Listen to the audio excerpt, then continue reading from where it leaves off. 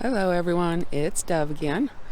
I thought I would show you around my backyard in springtime. We're in early spring and everything's starting to come out and start blossoming.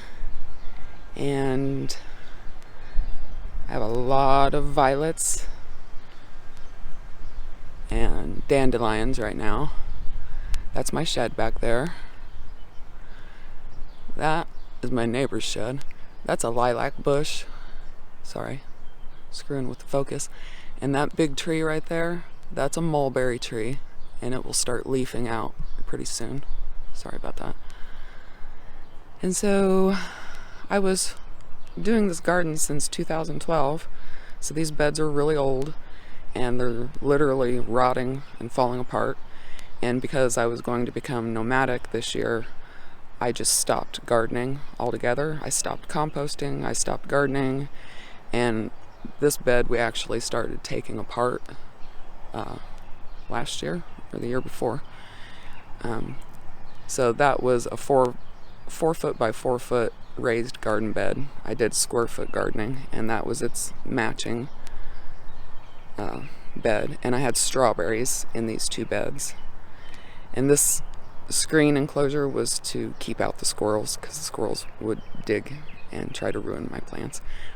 And the old man hit this with the mower last week, so that's broken and pretty much worthless. But I'm not using this bed. I pulled all the strawberry plants out, and so only weeds grow there now.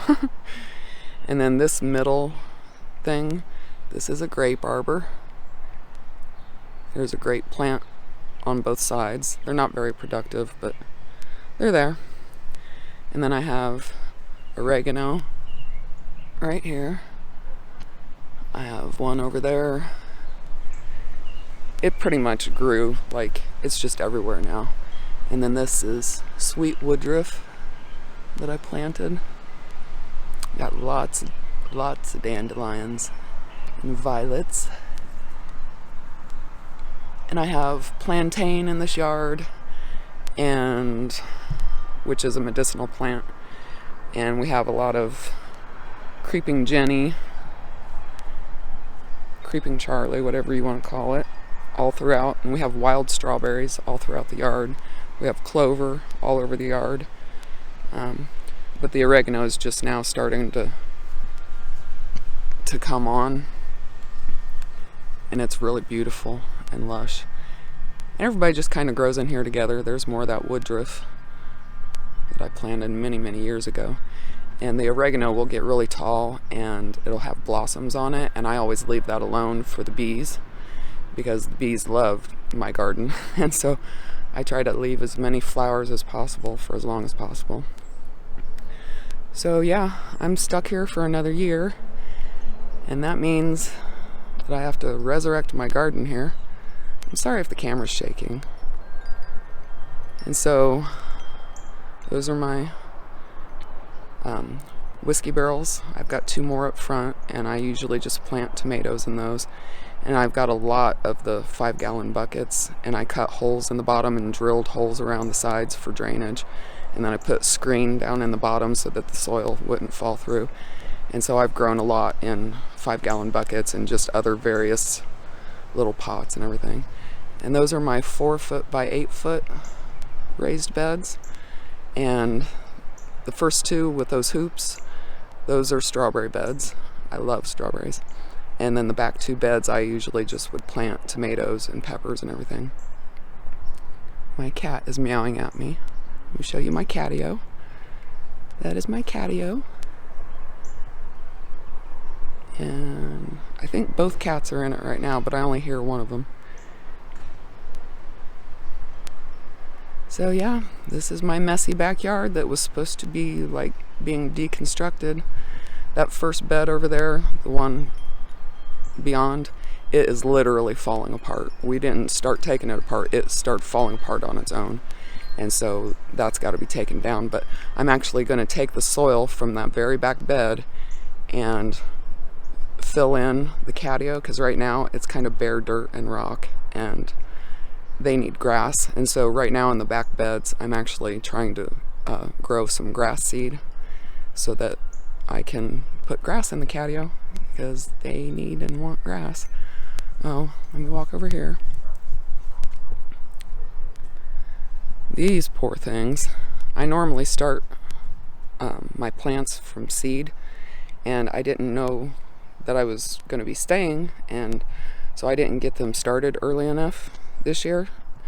And so I had to buy seedlings, and the old man brought home these pathetic little tomato plants, and they were jam-packed in these little tiny itty-bitty cells, and they had some of them had like 4 or 5 little seedlings in one little tiny cell. And so these guys are in shock right now because I had to transplant them into my own pots here, and I usually make my own potting soil, but I couldn't find the ingredients for it because of the quarantine, and so I actually had to buy a bag of Burpee's organic raised potting mix, especially for raised beds and containers. So I've got 7, I think they're called Pink Lady or Pink Girl. I don't know what he picked up. And then he got jalapenos as well. So I've got actually 12 jalapenos. So hopefully I don't make you dizzy. I'll probably do tomatoes in the whiskey barrels. I don't know about the ones up front though. And then all the pepper plants and the other tomatoes will go right here in this bed. See, I started letting all this go. I used to maintain my strawberry beds really nicely, and I figured, well, if I'm leaving and they're gonna take these beds out anyways, why keep going with it? And I had so much other stuff to do in preparation to become nomadic that I was like, well, I'll let it go. So now there's weeds in here. There's dandelion, plantain. I've got to pull all those out. But these beds are covered right now because I'm trying to grow the grass seed.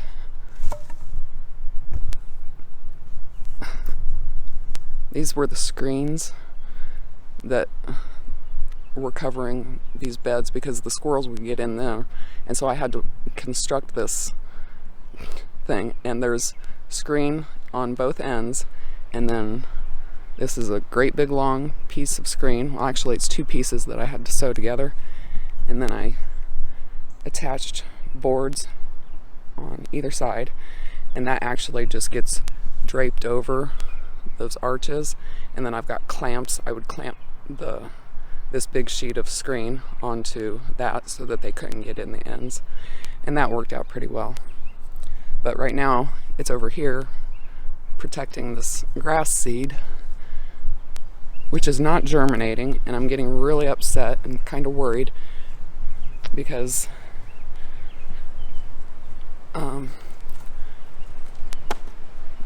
this is the stuff that you use in the bottom of a tray, like when you're starting, microgreens and sprouts and stuff like that. It's actually hemp, and it was a 120-foot roll of it, and I used half of it, but it was $100 for this. But this grass seed, apparently I can't keep it wet enough. I need to come out, I need to water it right now. But I didn't like the grass seed. It was put together for dense shade, which is what I need because the catio is pretty much in shade all the time, especially in summer. Excuse me. And so if it doesn't sprout, I'm going to be really upset. Here's my catio.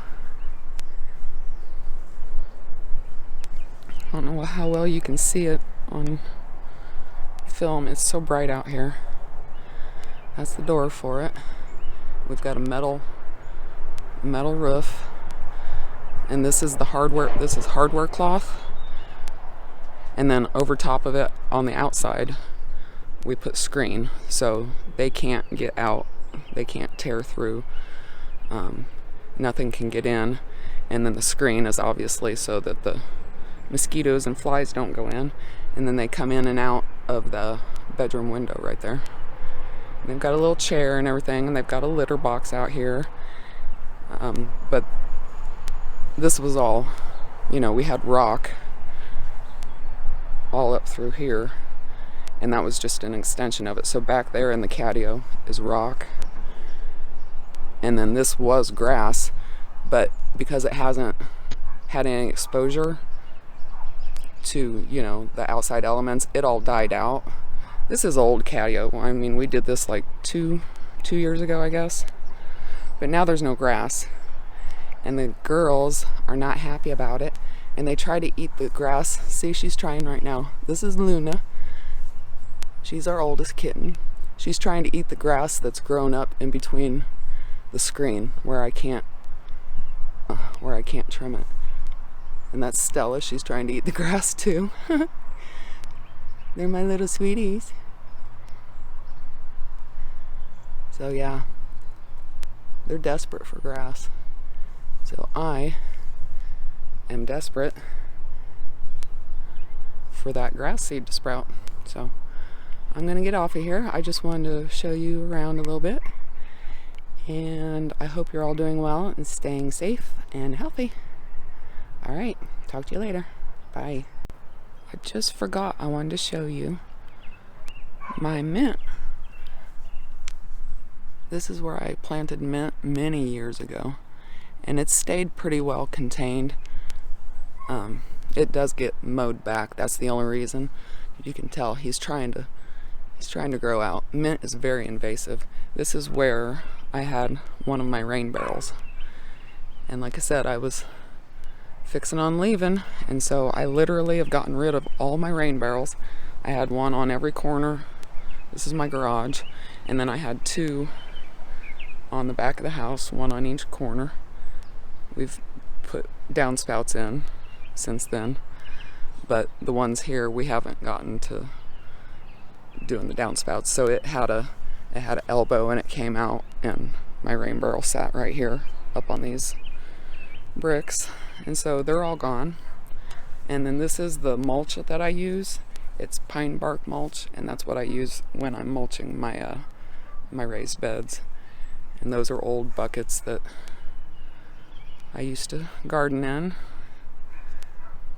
And then this is our fire ring, and it used to be a flower bed, and so I had lavender in here and wildflowers and all sorts of stuff, and that just, it kind of got overgrown and it wasn't doing well, and we needed a burn pit. So that's where we burn sticks and everything that come out of this massive silver maple tree. And he's actually getting cut down here pretty soon, because that's my neighbor's garage, and it's a pretty old tree, and you can see there's a limb right there that just fell, and so his roof is actually getting destroyed. He wants to put a new roof on, and he doesn't want to until this tree's gone. So they're gonna have somebody come and take this tree down. We're gonna go in on it. And then that one in the back is another silver maple. It's been in the tree line, or the power line, for a long time, and so the power people just keep coming and trimming it back, and they've literally just butchered it. And then that's my other shed. Alrighty, well, I just wanted to show you that. I really love my mint, even though it's very invasive. It smells good, and it sticks around. It's pretty hardy. It doesn't like the sun, the full sun, and so it always wilts and gets weakly looking when the sun is directly on it, but then it always bounces right back. Alright guys, I mean it this time. Peace out.